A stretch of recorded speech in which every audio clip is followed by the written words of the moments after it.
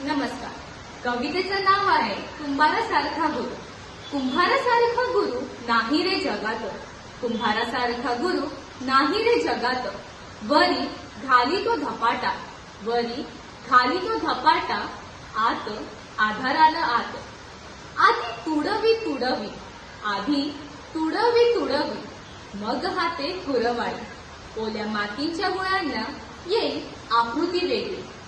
घट जाती थोरा घरी, घट जाती थोरा घरी, घट जाती राऊळात.